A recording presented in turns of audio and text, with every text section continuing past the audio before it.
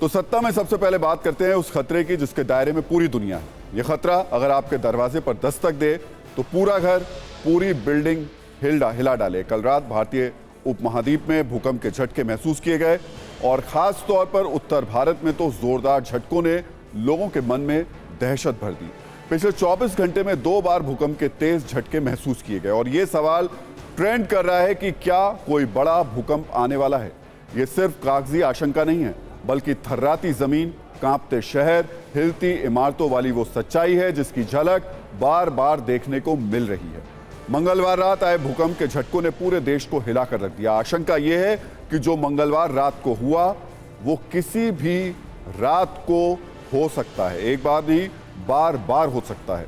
उत्तर भारत में हिलती जमीन ने तुर्की भूकंप की याद दिला दी। भूवैज्ञानिकों की माने तो इस भूकंप की तीव्रता 6.6 एक तरीके से सिर्फ ये एक ट्रेलर है।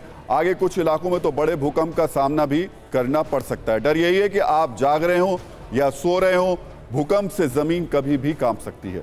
डर यही है कि भूकंप का ऐसा झटका आ सकता है जिसमें संभलने का मौका तक नहीं मिलेगा। अकेले जम्मू कश्मीर में पिछले 10 हफ्तों में भूकंप के 17 झटके आ चुके हैं।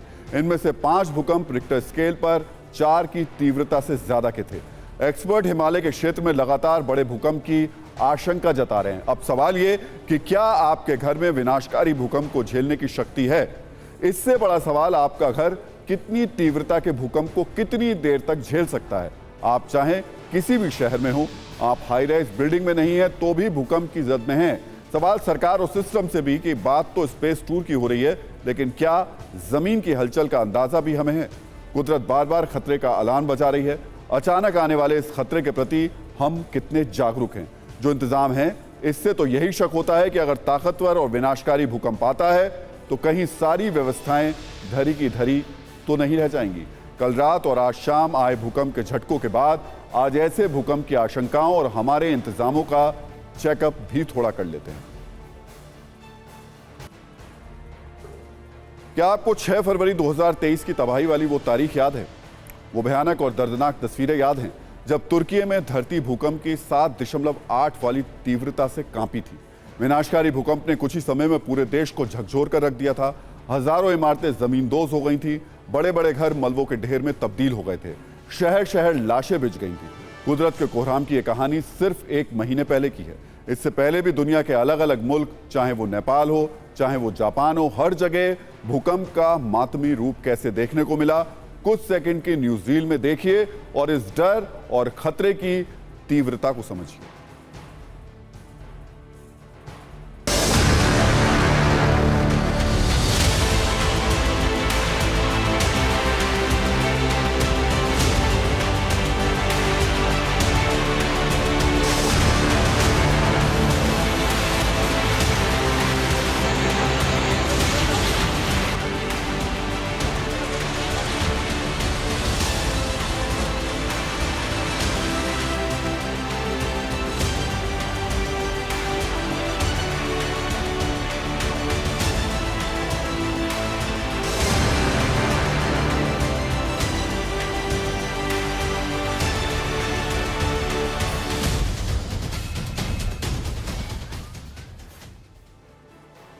तो भूगर्भ वैज्ञानिकों के मुताबिक भूकंप की मुख्य वजह टेक्टोनिकल प्लेट्स में तेज जो हलचल होती हैं वो रहती है। पृथ्वी के अंदर ये प्लेट्स पिघले लावे पर तैरती हैं, इनकी टक्कर से भूकंप आता है। जब तुर्की में भूकंप आया तो पूरी दुनिया सहम गई।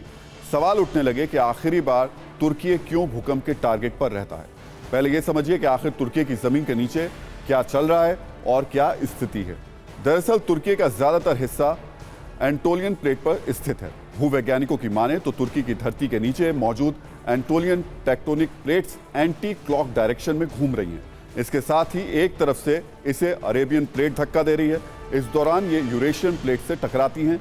इसमें भारी मात्रा में ऊर्जा निकलती है और भूकंप के तगड़े झटके महसूस होते हैं। आपको जानकर हैरानी होगी कि तुर्की के भूकंप की भविष्यवाणी करने वाले रिसर्चर फ्रैंक होगरबीट्स ने अब भारत को लेकर भी ऐसा ही एक दावा किया है। एक रिपोर्ट के मुताबिक उनका कहना है कि आने वाले कुछ दिनों में एशिया के अलग अलग भागों में जमीन के भीतर हलचल की आशंका है। यह हलचल पाकिस्तान और अफगानिस्तान से होते हुए हिंद महासागर के पश्चिमी तरफ हो सकती है।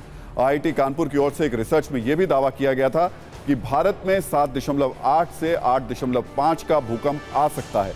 भारत की 59% जमीन मध्यम या गंभीर खतरे में है। उत्तराखंड के गढ़वाल और कुमाऊं रेंज रेड जोन में है, जो बड़े भूकंप के केंद्र बन सकते हैं।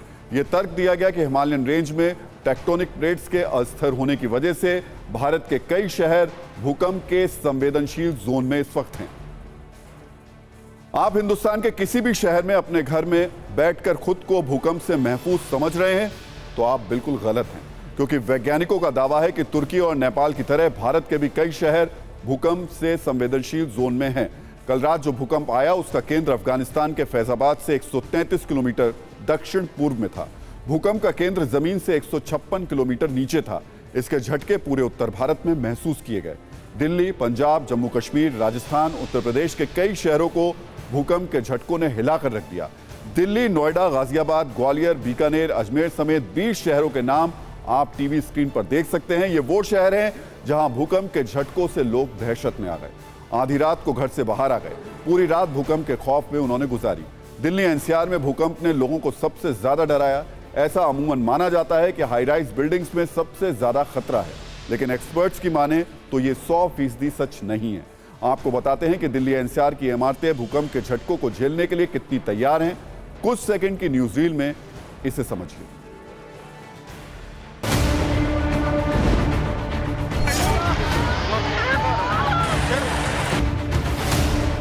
कल रात आई भूकंप का एपिसेंटर बेशक अफगानिस्तान के हिंदू कुश में था, लेकिन उसकी तीव्रता दिल्ली एनसीआर में भी महसूस की गई, जिसके बाद ये सवाल उठने लगे हैं कि आखिरकार दिल्ली एनसीआर के जो बिल्डिंग्स हैं, वहाँ का जो कंस्ट्रक्शन प्लान है, वो भूकंप की परिस्थिति में कितनी सुरक्षित है।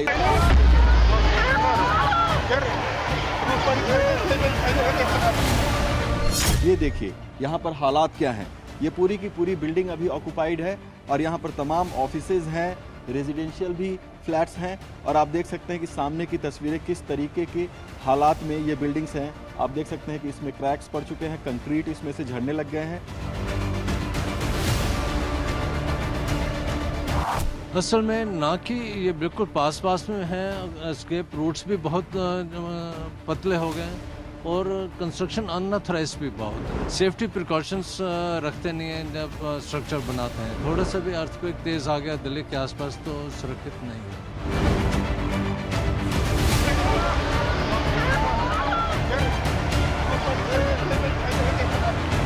तो देश की राजधानी दिल्ली भगवान भरोसे है। बहुत हद तक कोई भी स्ट्रक्चर सुपरविजन नहीं होता।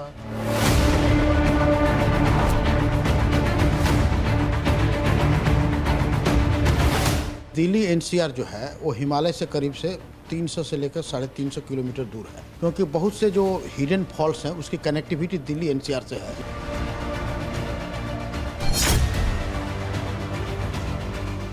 हम लोग जो हैं एनसीआर में, दिल्ली में, नोएडा में, हम बड़े एक खतरनाक जोन में हैं। हम इसमें सेस्मिक 4 रीजन में हैं और नोएडा सेस्मिक 5 में है। तो इसका मतलब ये कि हम बड़े खतरनाक जोन में हैं।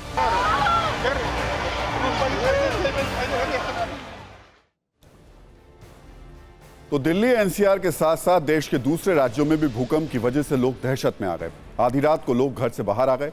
जम्मू कश्मीर से पश्चिम बंगाल तक भूकंप ने डरा दिया सबको, धरती को हिला दिया।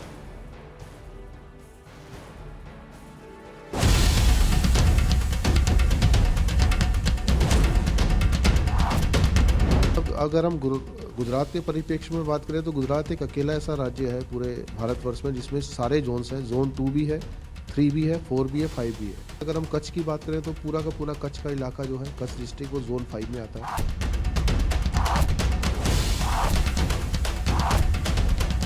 तो कल जो अर्थक्वेक आया है ये अफ़गानिस्तान और यहाँ जो है ना अफ़गानिस्तान के नज़दीक आया है। अफ़गानिस्तान से लेके पूरा eastern Indian Himalayas, eastern Himalayas, Sikkim तक ये पूरा जो है ये वल्नरेबल एरिया है अर्थक्वेक जहाँ आ सकते हैं।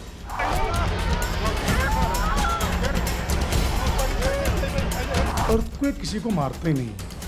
अर्थक्वेक जैसे मैंने बोला है कि ये अर्थ का फिनोमेना है। मारता कौन है? या तो poor workman of the buildings, जो कि या तो बिल्डिंग कोड हम फॉलो नहीं करते हैं।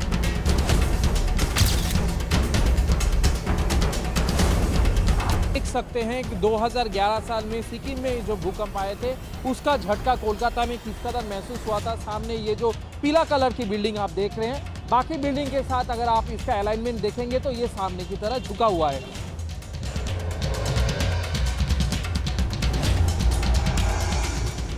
अगर आप नॉर्थ बंगाल साउथ बंगाल में कंपेयर करेंगे तो North Bengal is more prone for this type of activity compare to South Bengal.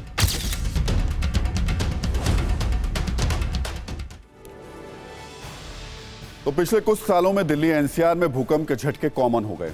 मतलब ये कि संकेत बेहद ही खतरनाक हैं, लिहाजा हमें ये जानने और समझने की ज़रूरत है कि हम जिस शहर में, जिस सोसाइटी में या जिस घर में रह रहे हैं वो कितना सुरक्षित है।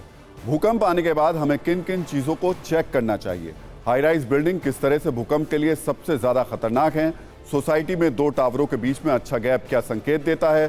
सोसाइटी में भूकंप अलार्म की स्थिति क्या है। कितने रिक्टर स्केल तक भूकंप आने पर हाई राइज बिल्डिंग सुरक्षित है। ऐसे तमाम सवालों के साथ हमने एक्सपर्ट्स से बात की। ये नोएडा की सेक्टर 78 की आदित्य अर्बन कासा सोसाइटी है। पूरी तरफ से हाई राइज बिल्डिंग्स हैं यहाँ पे।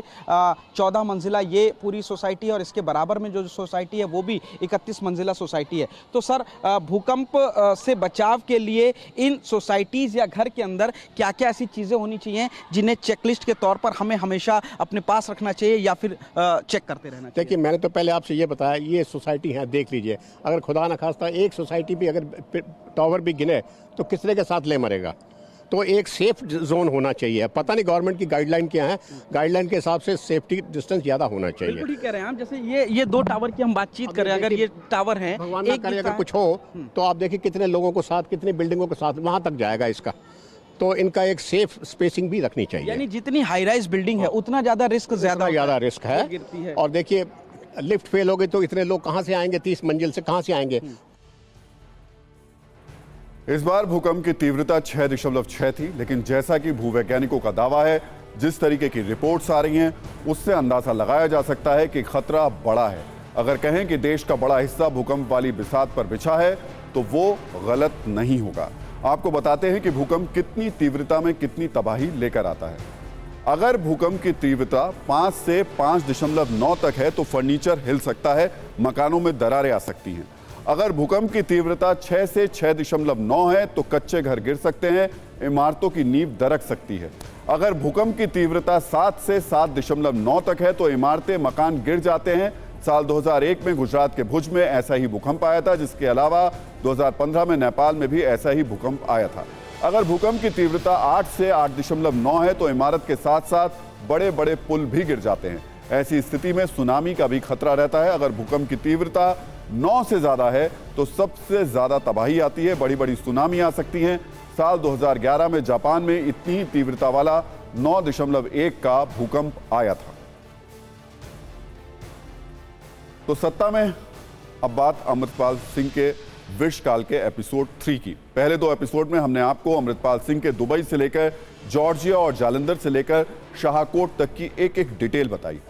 अमृतपाल सिंह फरार है, वो खुद तो छिप रहा है, लेकिन उसकी प्लानिंग का पर्दाफाश होता जा रहा है। TV9 के पास अमृतपाल की कई ऐसी जानकारियां हैं जो एकदम एक्सक्लूसिव हैं। आज हम आपको उसके खालिस्तान वाले प्लान की और गहराई में लेकर चलेंगे। ये वो प्लान है जिसमें उसकी फैमिली, फंडिंग और प्राइवेट आर्मी तीनों शामिल हैं। कैसे अमृतपाल की पत्नी किरणदीप कौर इस पूरे प्लान का हिस्सा बनी, कैसे अमृतपाल को फंडिंग हो रही थी और अमृतपाल प्राइवेट आर्मी तैयार करने के लिए किस देश के मॉडल पर चल रहा था। आगे अगले कुछ मिनट में ये सब कुछ हम डिकोड करेंगे। सारी बातें आपको आसान भाषा में समझ में आए, इसलिए हमने इसे अलग अलग कुंजियों में बांटा है। सबसे पहले अमृतपाल की प्राइवेट आर्मी वाली कुंजी को खोलते हैं। अमृतपाल सिंह खुद की आर्मी बनाना चाहता था। इसके लिए उसने रूस का मॉडल अपनाया। जैसे रूस में राष्ट्रपति पुतिन ने युद्ध लड़ने के लिए किराए पर सैनिकों की भर्ती की थी, उसी तरह से अमृतपाल भी पंजाब में किराए की आर्मी तैयार करने में जुटा हुआ था। पंजाब पुलिस के सूत्रों के मुताबिक अमृतपाल ने रूस के वैगनर ग्रुप की तरह प्राइवेट आर्मी बनाने की शुरुआत कर दी थी। इस आर्मी को आनंदपुर खालसा फोर्स यानी AKF का नाम दिया जा रहा था। अगले महीने 13 अप्रैल को बैसाखी के दिन Amritpal Singh private army AKF के गठन का ऐलान करने वाला था। ये बातें बिल्कुल भी हवा में नहीं है, बल्कि पंजाब पुलिस को अमृतपाल सिंह के घर से AKF लिखी कई जैकेट्स मिली हैं। अमृतपाल के साथियों से बरामद हथियारों पर भी AKF लिखा मिला है। जो तस्वीरें पुलिस को मिली हैं उससे बात क्लियर हो रही है कि अमृतपाल के इरादे बहुत खतरनाक हो चुके थे। अमृतपाल सिंह जिस पुतिन मॉडल पर वैगनर आर्मी तैयार कर रहा था वो कैसे काम करती है, एक बार वो भी समझ लीजिए। पुतिन के वैगनर ग्रुप को रूस की निजी सैन्य कंपनियां तैयार करती हैं। रूस के सैन्य अधिकारी दिमित्री उत्किन ने वैगनर ग्रुप बनाया था। वैगनर ग्रुप में 35 से 50 साल के फाइटर्स को भर्ती किया जाता है। ऐसे फाइटर्स को 3 महीने की ट्रेनिंग दी जाती है। इसमें ज्यादातर छोटे शहरों के लोगों को शामिल किया जाता है जहां काम के मौके कम हो। चेचनिया संघर्ष और रूस जॉर्जिया युद्ध में वैगनर ग्रुप ने हिस्सा लिया था। युद्ध लड़ने के बदले इन्हें पैसा दिया जाता है। वैगनर आर्मी का कोई सेनापति नहीं होता। जैसे जैसे लोग मारे जाते हैं दूसरा उसकी जगह ले लेता है। वैगनर आर्मी ये पूरा प्लान तब बना था जब अमृतपाल जॉर्जिया में आतंकी ट्रेनिंग ले रहा था। युद्ध खत्म होते ही वैगनर आर्मी का रोल भी खत्म हो जाता है। लेकिन अमृतपाल के वैगनर ग्रुप का रोल खत्म तो तब होता जब वो रोल शुरू होता। पंजाब पुलिस का शिकंजा कसता जा रहा है और अमृतपाल भागता फिर रहा है। पुलिस भी उसके पीछे लगी हुई है। अब पुलिस सीधे अमृतपाल के घर पर भी पहुंच गई है। घर पर भी उसकी जांच की जा रही है। इस बीच अमृतपाल का कहीं भी अता पता नहीं है। वो कहां भाग रहा है ये हम आपको आगे दिखाएंगे। पहले एक छोटी सी रील देखिए और समझिए कि पंजाब की सुरक्षा व्यवस्था कैसे और नेता इस पूरी घटना पर कैसे रिएक्ट कर रहे हैं।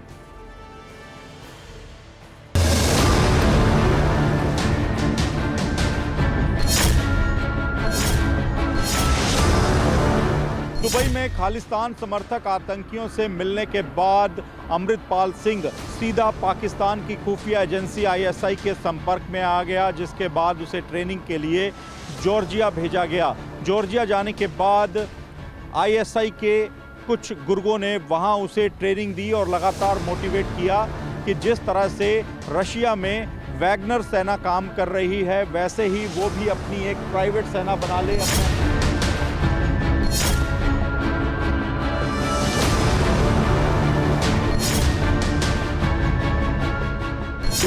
अमन और शांति सबसे ज़रूरी है।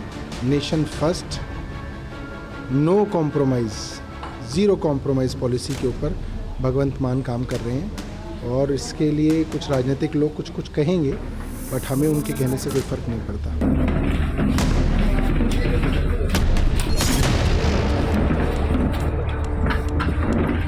पूरे देश में लोग अमृतपाल की बात कर रहे हैं, पर आपने देश के और पंजाब के मुख्यमंत्री को कहीं देखा? कहाँ है वो? फ्रैंकफर्ट हवाई अड्डे पे कहाँ पर है? कहाँ है? उनका कोई स्टेटमेंट क्यों नहीं आ रहा? क्या अरविंद केजरीवाल जी से पूछने गए हैं वो?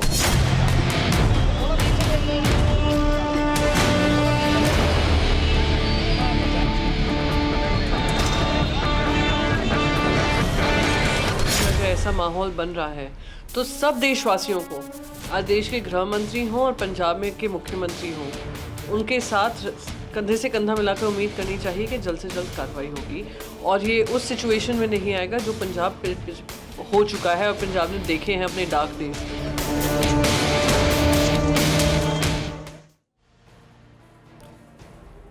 और अब दूसरी कुंजी, इसमें बात करते हैं अमृतपाल सिंह की जिंदगी में एंट्री करने वाली उसकी पत्नी किरणदीप कौर की। अमृतपाल सिंह दुबई में रहता था और किरणदीप कौर ब्रिटेन में रहती थी। किरणदीप पैदा भी ब्रिटेन में हुई थी, पढ़ाई लिखाई भी वहीं हुई, लेकिन अमृतपाल से शादी करने के लिए वो अचानक पंजाब आ गई। 10 फरवरी 2022 को जालंधर में दोनों ने अति साधारण तरीके से शादी कर ली। बहुत से लोगों को ये समझ नहीं आया, लेकिन अब जब पुलिस जांच कर रही है तो पिक्चर में ज्यादा क्लियरिटी आ रही है। दरअसल किरणदीप कौर सिर्फ अमृतपाल सिंह की पत्नी नहीं है, वो अमृतपाल सिंह की फंड मैनेजर भी है, यानी अमृतपाल सिंह की फंडिंग का काम भी वो देखती है। सूत्रों के मुताबिक अमृतपाल की पत्नी ब्रिटेन में बब्बर खालसा इंटरनेशनल की एक्टिव मेंबर थी। साल 2020 में ब्रिटिश पुलिस ने गलत तरीके से फंड जुटाने के आरोप में किरणदीप कौर समेत 5 लोगों को गिरफ्तार किया था। Kirandeep Kaur Britain, America, Canada, Germany, Netherlands समेत यूरोप और कई अफ्रीकी देशों में रह रहे सिखों को जोड़ने के लिए मुहिम चलाती थी। किरणदीप कौर जालंधर में रहकर अमृतपाल सिंह के फंड को भी मैनेज करती थी। पिछले कुछ सालों में अमृतपाल को करीब 30 करोड़ रुपए की फंडिंग हुई थी। इस फंड को मैनेज करने का काम किरणदीप कौर ही कर रही थी। फंड मैनेजमेंट के अलावा किरणदीप के पास अमृतपाल के गैंग में भर्ती का काम भी था। यानी एक तरह से किरणदीप कौर अमृतपाल के एकेएफ की एचआर मैनेजर थी। किरणदीप अमृतपाल के गैंग में शामिल करने के लिए 3 तरीके के लोगों को टारगेट करती थी। पहले टारगेट पर वो लोग होते थे जो गरीब हों और धर्म के लिए कुछ भी करने के लिए तैयार हों। दूसरे नंबर पर भटके हुए नौजवान जो खालिस्तान की मांग से उत्साहित हो जाए, और तीसरे नंबर पर वो महिलाएं थीं जिनका ब्रेन वॉश करके उन्हें अमृतपाल से जोड़ा जाए। कुल मिलाकर अमृतपाल और उसकी पत्नी किरणदीप खतरनाक तरीके से आगे बढ़ रहे थे। अमृतपाल सिंह भी अपनी पत्नी किरणदीप की तरह बब्बर खालसा इंटरनेशनल से जुड़ा हुआ था। पुलिस के मुताबिक अमृतपाल बब्बर खालसा इंटरनेशनल का हैंडलर है।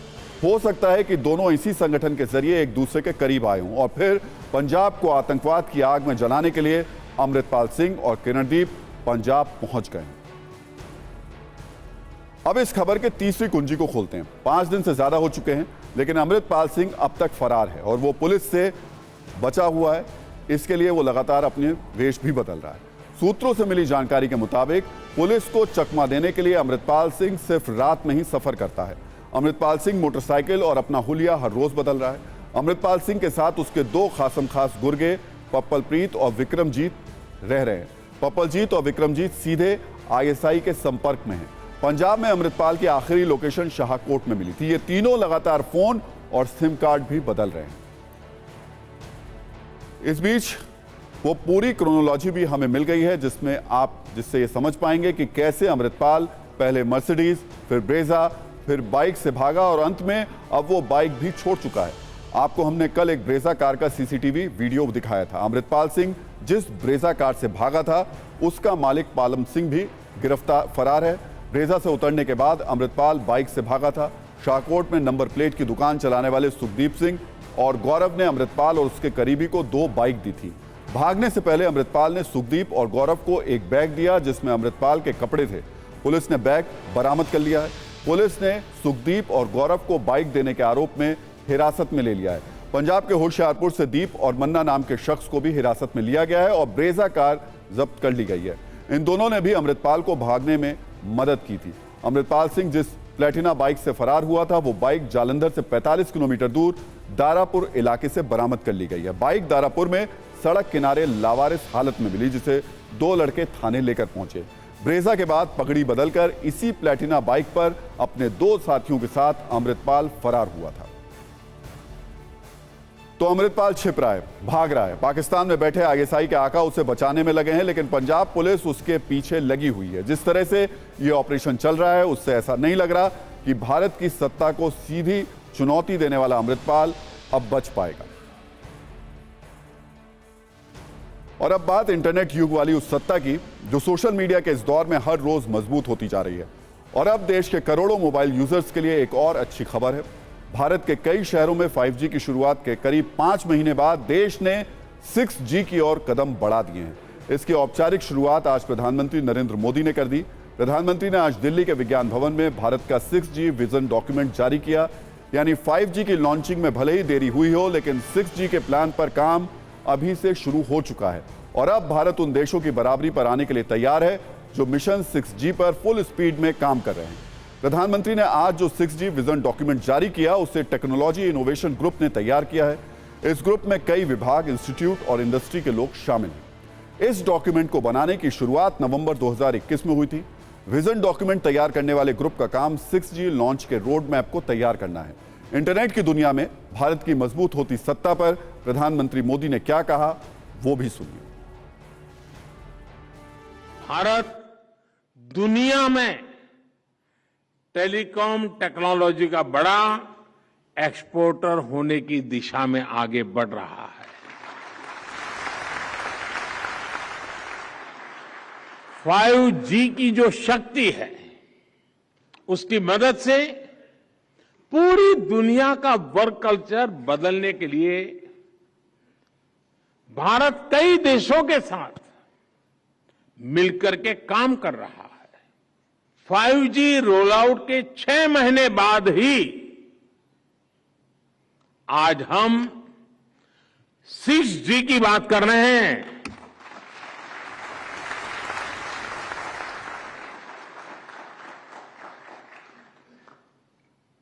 और ये भारत का कॉन्फिडेंस दिखाता है।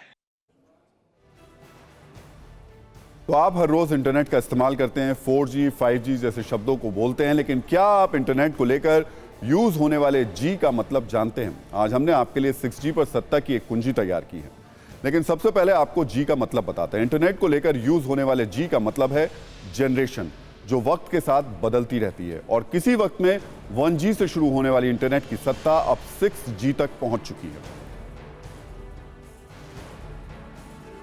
भारत में प्रधानमंत्री मोदी ने आज 6G का विजन डॉक्यूमेंट जारी कर दिया, लेकिन भारत से पहले दुनिया के ऐसे कई देश हैं जो इस पर पहले से काम कर रहे हैं और उन्होंने इसे लॉन्च करने का टारगेट भी फिक्स कर लिया है। इसमें शामिल है चीन, जो साल 2029 तक 6G लॉन्च करने की तैयारी में है।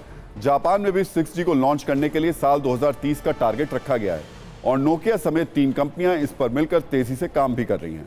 अमेरिका का लक्ष्य है कि वो साल 2029 या 2030 तक 6G लोगों तक मुहैया करा सके। साउथ कोरिया में 6G स्पीड में भी तेजी से काम चल रहा है और माना जा रहा है कि साल 2026 तक वो सबसे पहले 6G लॉन्च कर देगा। इसके अलावा कई यूरोपीय देशों का भी 6G टारगेट साल 2030 का है।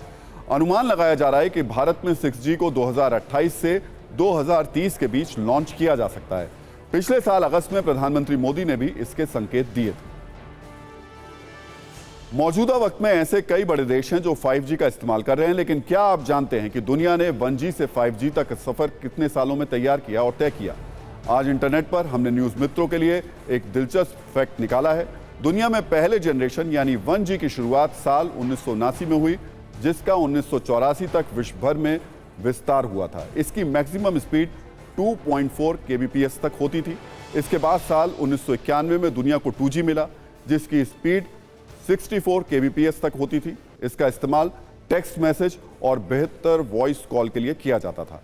साल 1998 में 3G आया, जिसकी अधिकतम स्पीड 5 Mbps होती थी, लेकिन इसे वीडियो कॉलिंग और वायरलेस इंटरनेट कनेक्शन के क्षेत्र में बड़ी क्रांति माना गया।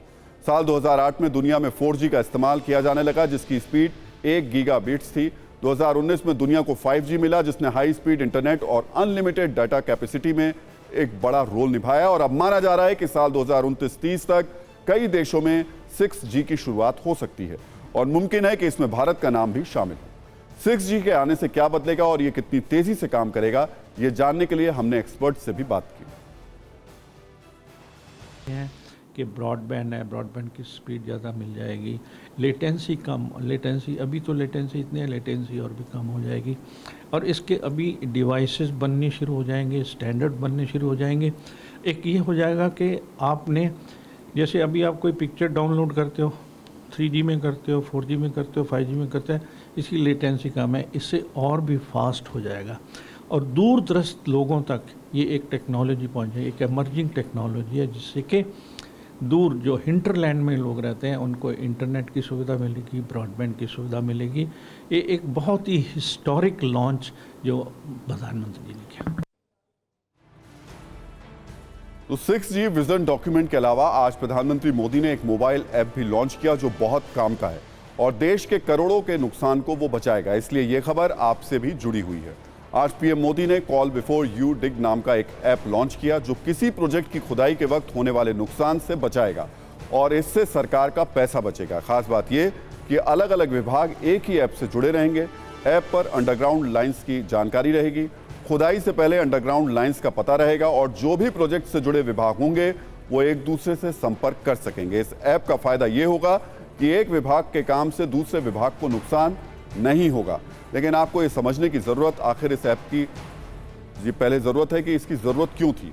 अभी तक अगर कोई भी नया प्रोजेक्ट या टेंडर देश में शुरू होता था तो एजेंसियां उस प्रोजेक्ट पर काम करना सीधे शुरू कर देती थी।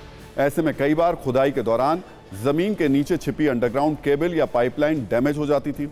इससे एक विभाग के काम से दूसरे विभाग का काम बर्बाद हो जाता था। फिर डैमेज हुए काम को सही करने में लाखों रुपए खर्च होते थे। जैसे एक रिपोर्ट के मुताबिक सिर्फ टेलीकॉम विभाग में हर साल 10 लाख अंडरग्राउंड केबल्स कट जाती हैं। हर साल डेवलपमेंट से जुड़ी गतिविधियों के कारण सरकार को करीब 3000 करोड़ का नुकसान अंडरग्राउंड केबल के कटने या पाइपलाइन के डैमेज होने से होता है। लेकिन अब इस ऐप के जरिए इस नुकसान से बचने में मदद मिलेगी। प्रधानमंत्री मोदी ने भी इस मोबाइल ऐप की जरूरत के बारे में लोगों को समझाया।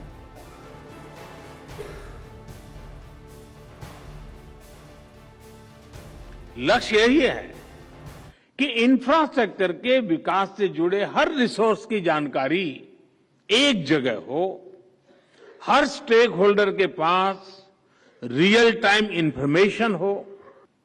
आप भी जानते हैं कि अलग अलग प्रोजेक्ट्स के लिए जो डिगिंग का काम होता है उससे अक्सर टेलीकॉम नेटवर्क को भी नुकसान उठाना पड़ता है। इस नए ऐप से खुदाई करने वाली एजेंसियां और जिनका अंडरग्राउंड एसेट है उन विभागों के बीच तालमेल बढ़ेगा। इससे नुकसान भी कम होगा और लोगों को होने वाली परेशानियां भी कम होगी। और अब 6G वाले विजन डॉक्यूमेंट पर नजरिया 9। बहुत से लोग ये कहेंगे कि मौजूदा वक्त में 4G और 5G तो चलता नहीं और बात 6G की हो रही है, लेकिन विजन डॉक्यूमेंट पर ऐसी टिप्पणी करने वालों को यह सोचना चाहिए कि तकनीक को लेकर देशों की एडवांस प्लानिंग होती है। दुनिया के कई देश पहले टेक्नोलॉजी से जुड़ी योजनाओं का ऐलान करते हैं और फिर उसे लागू करने का ढांचा तैयार करते हैं। तो उम्मीद है कि शायद जल्द ही अगर इसी तरीके से इस विजन डॉक्यूमेंट पर काम चलता रहा तो निश्चित तौर पर जल्द 6G हम सब के बीच में होगा। लेकिन फिलहाल सत्ता में आज का टाइम खत्म हो गया। जाते जाते सभी न्यूज़ मित्रों से हमारी न्यूज़ रिक्वेस्ट है कि वो सत्ता की न्यूज़ रील्स को ज़्यादा से ज़्यादा शेयर करें और अपनी राय हमें व्हाट्सएप ज़रूर करें।